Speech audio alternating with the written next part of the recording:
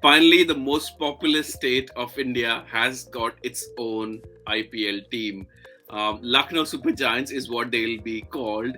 And I have with me Suman, Vishak, and Aditya to talk everything about Lucknow Super Giants. And if I, for one, this season would be supporting them because I love new teams. I want a new champion. I've had enough of CSK, Mumbai winning everything. So this time it'll be Lucknow Super Giants. Welcome to Waadaplaya. Hi guys, how are we doing? All good, Sanjay. I'll start with you, Suman. So right from their name, Lucknow Super Giants, to their logo, they have been getting a lot of flack on Twitter with their choices. A word on that. What is their uh, strategy behind putting off so many fans with their logos and their team name? They spent so much money. There have been memes about why can't they spend some money rather than getting some intern to do all this stuff for them. Yeah, I think they had a campaign of asking the fans also to come up with a logo. But it's actually a not bad logo. There's a lot of criticism. And they also explained, they went to an extent of writing one page to explain what the logo means and how that comes through. So, look, at the end of the day, logo doesn't matter, but at least their brand is up. Ahmedabad does not even have a logo. So, I'm totally fine. But what is most appalling is Andy Flower flying from PSL to India, just leaving the tournament halfway through. That is appalling. But having said that, looking forward for it. KL Rahul, your favorite player and captain, Bishnoi and Stoinis. Stoinis is a good choice. Those are the three startup players. And yeah, looking forward for what they'll bring to the auction table. Right. So, for anyone who doesn't know, this is obviously the owner of Rising Pune Super Giants, who were there for 2 years when some teams were eliminated for a couple of years. So they've again got this opportunity, and they bid the highest. It was 7,000 odd crores, and they had option of whether they wanted to build a franchise out of Ahmedabad or Lucknow. So they've picked Lucknow. They are into a lot of other business, and they've got some other teams in sporting interest as well. So from that perspective, Aditya, it does seem like there's a lot of things going for them if they want to build that franchise. Unlike some of the other franchises we've seen, as Suman mentioned, Ahmedabad, they haven't even got their name set up. There's question marks around quite a few things, and then you have someone like a Lucknow where it looks like at least they've got the ground running for everything they want to do with the IPL. Right, right. No, that's true. And they also, I think, got Gambhir as a mentor, and they also are like pretty active on Twitter, and banters going on. They're already started. I think, like even if you look back at their previous names, RPSG, like the owners conglomerate, the group is RP Sanjeev Goenka Group, like RPSG. So that's why they named it like Rising Pune Supergiant. But with Lucknow, they couldn't do that because Lucknow had to be there in the name. So at least they put Supergiant, which is Sanjeev Goenka SG, right? So that makes sense. Like some players, some owners are like, hey, I want my initials or name on it. He has decided to pay the money, so he can do whatever he wants with the name of the team. That's up to him, right? But apart from that, from a player standpoint, I think they did okay because they needed a marquee Indian player, right? Like who needs to be a captain. So they did a good job in like paying, like getting Rahul. Fine, they paid 17 crores to him. Like if he was in the auction, he could have gone for more or like similar price. So it's okay. At least you've got knocked down their captain slot. I actually really like the pick of Marcus Stoinis. I think he was picked around for 9 crores or something, which was a decent buy. You need like these all-rounders. If you historically look at the IPL as well, the marquee all-rounders, think your Shane Watsons, or think your Ben Stokes, they always go for like a lot of money. Like I think even Chris Morris, who became a marquee all-rounder because of like supply-demand imbalances, he got like 16 crores. So I think Stoinis is a really good pick. That's a good core to start. And Bishnoi was a steal in my opinion because he came in for 4 crores. And yeah, like no two ways about it. Like Punjab missed a trick by not retaining him. I was surprised, right? And anyhow, like Bishnoi is good. He's starting there. And there was a solid core. I think one challenge with like these new teams is it's really hard for them because there's no historical context. Like, hey, how do we build our team, right? Previously, other teams have like a template on what they work on, right? Even if they have 4 players, they know, okay, this 15 players were playing with us, or we have a template of how our team runs. There's this. With new teams, it's tough. But having said that, we've seen a couple of new teams perform well, right? Like in their first season, I think Gujarat Lions made it to like number 3 slot in 2016, and Rising Pune Supergiant, their own team was like, I think in 2017 they did bad, but in 2016 they did bad. 2017 they were in the final against Mumbai. So there is a precedence for new teams doing well. I hope. I also hope. Like I want Sunrisers to win, but I hope the new teams make it to the playoffs because it's always good. You just don't always want to see like the same 4 teams in the playoffs, right? Like now you have 10 teams. So looking forward to their option. Vishak, so obviously curious case of, or not so curious case of Punjab missing a trick. Every time we mention that, we get a lot of comments on Twitter. KL Rahul obviously did not want to do anything with Punjab, obviously because he's trying to get a new franchise. Even it seems that Ravi Bishnoi did not want to have anything to do with Punjab, which you mentioned on our preview as well. How difficult it would be for KL Rahul to start with a new franchise, considering he's not had the best of times being an India captain, and his record in as a captain for Kings 11 wasn't that great as well. So it will be quite challenging for him. But I think he would be under tremendous pressure because I think Sanjeev Goenka is a no-nonsense person. If a person can terminate Dhoni from captaincy after just 1 year, you can think what could happen to Rahul if he has a poor season and if the team doesn't make it to the playoffs. So Rahul, I think, would be under tremendous pressure here. And if the team doesn't make it to the playoffs, don't be surprised if he's stripped of captaincy after the first year itself. So he would be under tremendous pressure. But one thing you can guarantee with Rahul is around 500 runs in the season. So whether he bats at a lower strike rate or a higher strike rate, he is a dependable batsman. He will give you around 500 to 600 runs at the top. He is a dependable batsman. So that is, as a batsman, I think it's a very good buy. And retaining him for 15 crores, I would say if we had gone into the auction, he would have been one of the most paid players. Kind of, he would have gone up to 17 or 18 crores. Even I wouldn't be surprised if it would have gone for around 20 crores because he is the most hot property at the moment. If Kohli, Rohit Sharma are not there in the auction, he is the next biggest buy. But the pick of Ravi Bishnoi, I think, was a very clever move, and I think Punjab picking Ravi Bishnoi threw many teams out of the radar because many people would have had him in their radar, thinking if they don't retain him, he would have been one of the hottest pick in the auction. So I think retaining him for 4 crores was definitely a steal, and they threw many teams like plan out of the window. Kind of.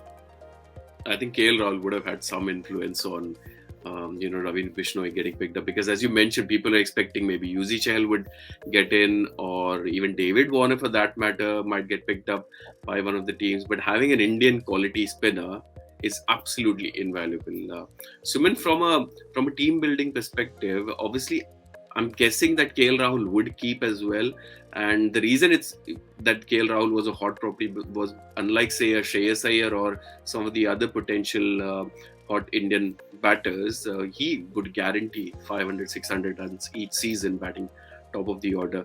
How their team will pan out, do you think they will go after some Indian players or foreign players? It's quite difficult, as Aditya mentioned. It depends upon the auction dynamics. They have 58 crores, which is decent money, but they got a top order batter, a keeper, they got a all-rounder 6 bowler, they've got decent spinners, so fast bowling and some middle order batters, I'm assuming. Yeah, and Stoinis will play a role in team selection because he sat in Delhi Capitals for quite a long period of time. So he probably will have a lot of input into who are the Aussie players they should pick up. And KL Rahul now with the think tank of Team India too, he captained Team India. So he'll look for youngsters who probably did not get a chance in playing for the tours of India, or he has seen from under 19 probably. I think it'll a lot go. And then Andy Flower clearly will have a say. He's seen quite a lot of world cricket and franchisee cricket, even from a CPL point of view. He will bring in a lot of West Indian thought process. So I think it'll be a mixture. It'll be interesting to see if they really can build a core, or will they just go after the big names? Because look at it this way, originally, like for example, if I take RCB, they loaded with all batters because they did not have much experience. but over a period of time, they started building all-rounding capability. I probably feel that both Lucknow Super Giants and Ahmedabad will go for big names. They'll go after big names because they don't have experience yet in terms of auction, but they are going to live with them for next 3 years. So hopefully they make good choices. But I think it'll be more of Stoinis also having a say in the auction table. Right. And I'll don't say one forget, point.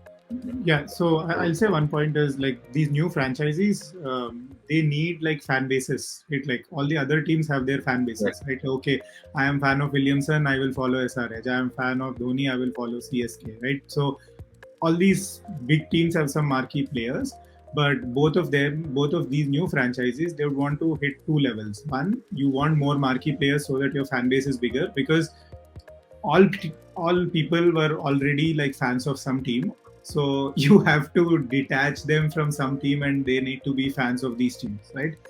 Unless of course it's like the home state people, right? Like UP people are like, chalo, we got like a UP team, or like Gujarat, we got like a Gujarati team, like, you know. So that is one. So you need more marquee players to attract your franchisee, like, to fans.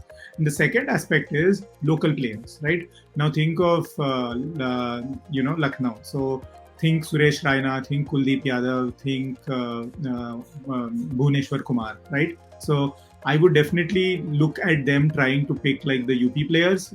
Priyam Garg is also UP he was India under 19 captain, and he is UP, I think, limited overs captain. So there are a bunch of like UP players, like 5, 6 players who are there. So I would want, and I hope Lucknow picks them. Like it's like local flavor. These are our people, like our UP people. So I think that dynamic will come, and I can see all of like the good UP players who will be in the auction.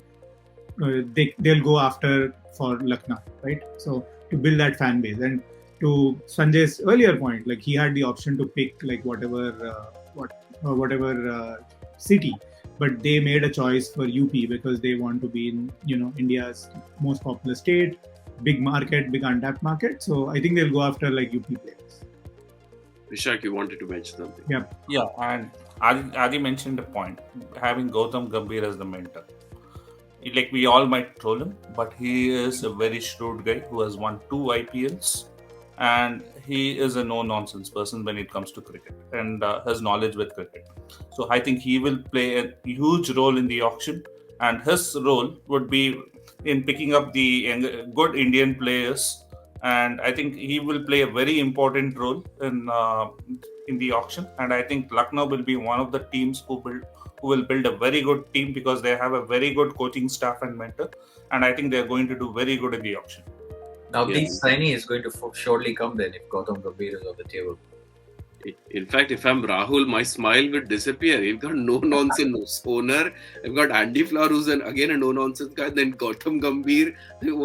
At least he doesn't have Kumble to deal with this time around. Yeah, So like more serious people, and like a lot's riding on him, as you all mentioned, right? Because it's a big team. They're paying him the highest. They're like paying him as much as Rohit Sharma, who has been captain for so many years. He's like at 17 crore level.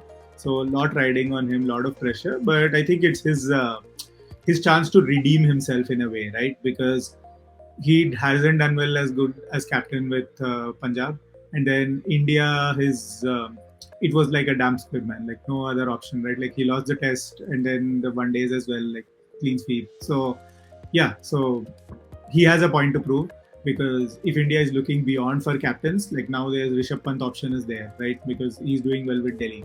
Now whom do they go after Rohit Sharma after the 2023 World Cup? Like if Rishabh again does well and takes Delhi to the playoffs, and Rahul like is like again 6, 7, 8 or like whatever. Now this time you can have 9, 10 also, right? 10 teams. So if he doesn't perform well, his stock goes down in a sense. Like, hey, is he really good India captaincy material? Like people will begin to ask those questions. And Yeah, one more thing I feel is in the marquee list, right? They will be going for one of the foreign fast bowlers, either Pat Cummins, Rabada, or Trentwood. They'll be picking one of them because I think that they don't have a fast bowler now. So I think that is what they will be gunning for, and a good foreign fast bowler that kind of bridges a gap there, and then they can build their bowling unit with. They have a good spinner, they're good fast bowler. Then they can build their bowling with some good Indian pacers and spinners. So I think that is what they'll be looking to fill in the marquee player list. I think one of these three fast bowlers is definitely going to Lucknow. So that is one thing which I feel that's what they should be looking for. Yeah, and obviously, being a new team, you are at a distinct disadvantage because you do not get to choose from the best players in any case. If Punjab was doing well, Rahul wouldn't have moved or wanted a new franchise. If Hardik's form was great, he wouldn't have probably moved on from that franchise. They might have retained him. So I think the choices were limited. So I think it's great that Rahul was available and Lucknow were able to get a good deal from him and please get him to come to the franchise. So it'll be fascinating how they work. I think generally, if the franchise and the setup is good, the teams tend to perform well. So we will see what happens with Lucknow Super Giants. LSG is what, and there's jokes around that as well. But yeah, I think that'll continue through the IPL unless they shut the meme makers with their performance on the field. But Vishak, Suman, and Aditya, thank you very much. We will, just to remind everyone, we will be on through the day during the 2 days of the auction, 12th and 13th of February, and at the end of it, we will know, at least on paper, which is a stronger team and who are potentially going to do very well at the IPL 2022, Tata IPL 2022. Thank you guys, and thank you for watching. All the best to you, Sanjay, for your new team. Yep. Yay!